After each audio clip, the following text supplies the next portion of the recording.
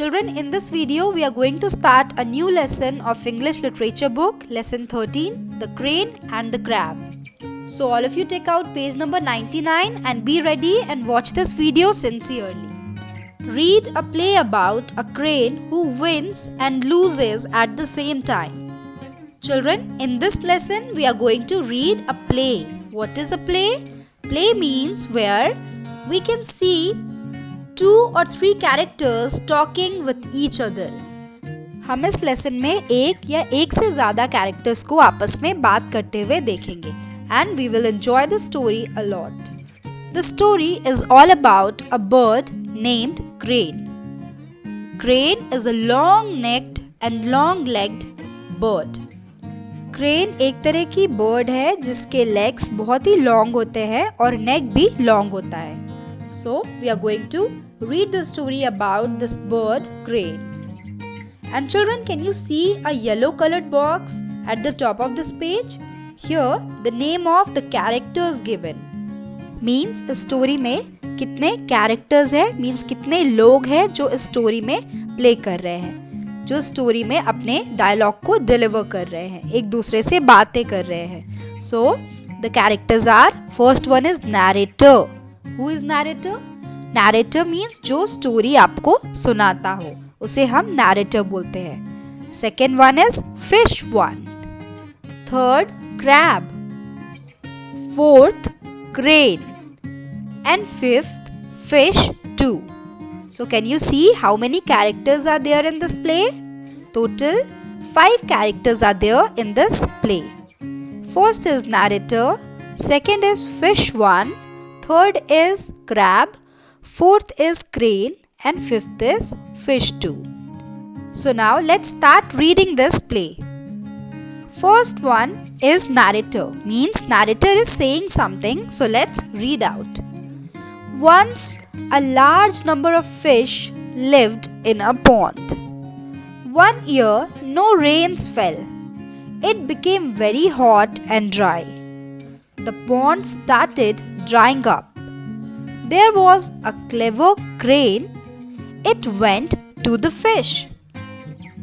एक बार की बात है कि बहुत सारी मछलियाँ एक पॉन्ड में रहती थी और एक ईयर बिल्कुल भी रेन नहीं हुए.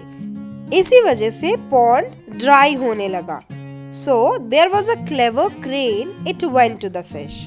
और ये सब देखकर एक बहुत ही चालाक क्रेन थी जो फिश के पास जाती है. Now let's see what crane is saying. Dear friends, I am very sorry for you.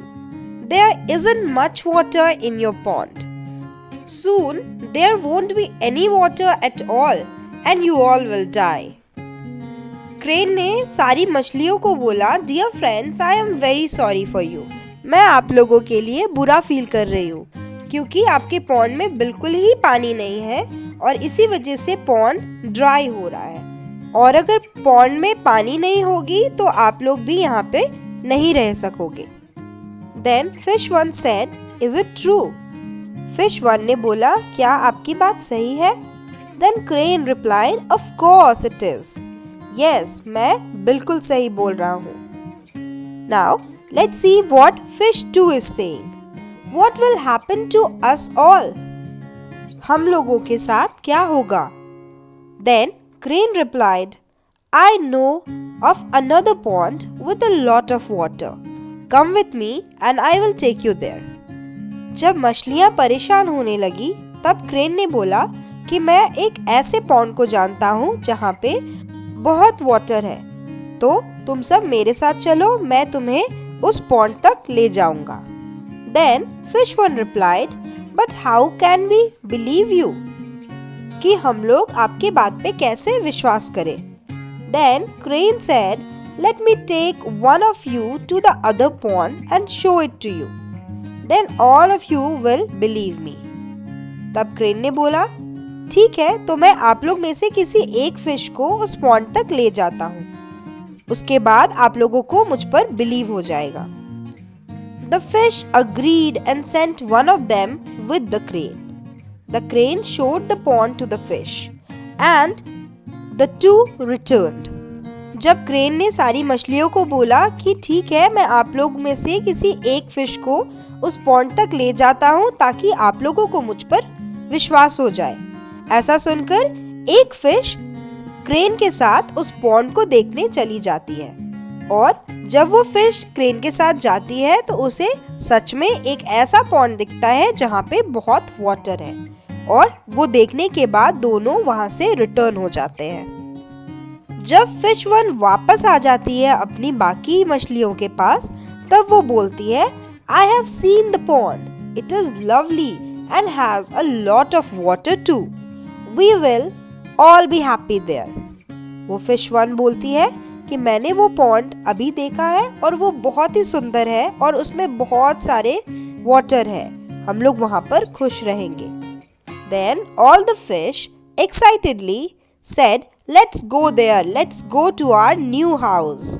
सारी मछलियाँ बहुत खुश हो जाती हैं और वो चिल्लाकर बोलती है कि चलो अब वहाँ चलते हैं, चलो न्यू पॉन्ड में चलते हैं जो कि हमारा न्यू घर है।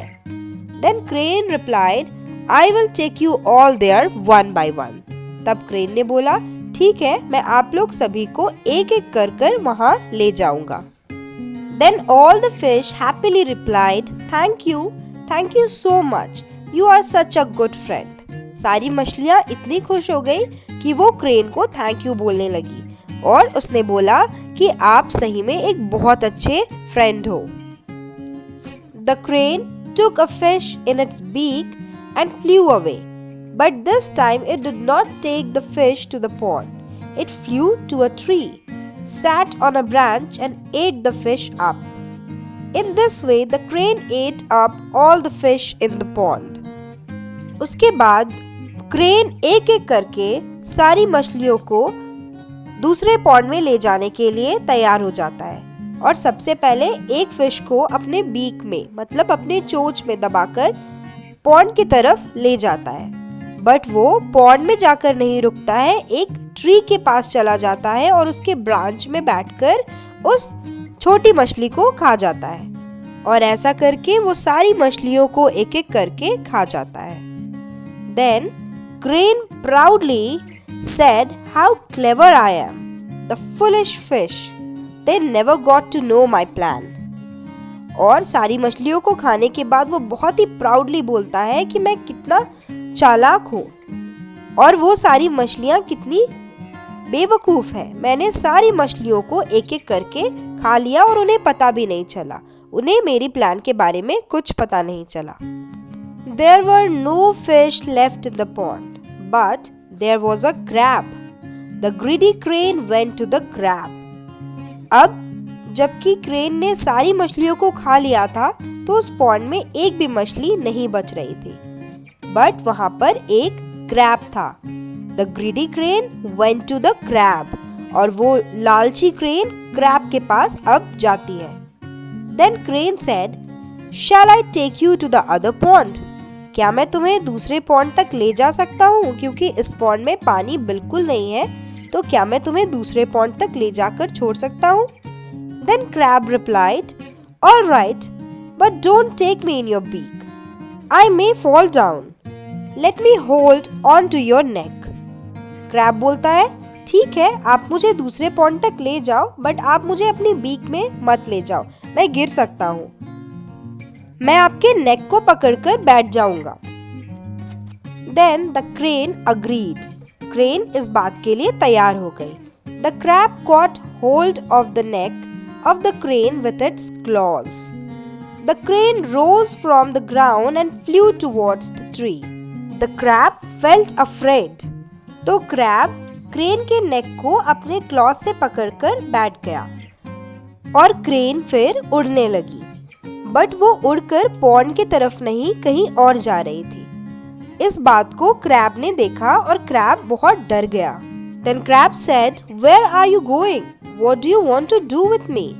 क्रैब क्रेन को बोलने लगा कि तुम कहाँ जा रहे हो, तुम मेरे साथ क्या करना चाहते हो? Then crane started laughing. Crane हंसने लगी और वो बोली, You fool! I am going to eat you like I ate up all the fish. वो क्रैब को बोलती है, तुम मूर्ख हो और मैं अभी तुम्हें भी खाने वाली हूँ जैसे कि मैंने सारी मछलियों को खाया। But the crab was also very clever like the crane. पर यहाँ पर क्रैब भी उतना ही चालाक था जैसे कि क्रेन चालाक थी। He held the crane's neck very tightly. The crane fell down and the crab had a nice meal for days to come. Crab ने अपने पंजे से क्रेन के नेक को बहुत ही टाइटली पकड़ लिया और उसे मार दिया और दोनों नीचे गिर गए। And the crab had a nice meal for days to come.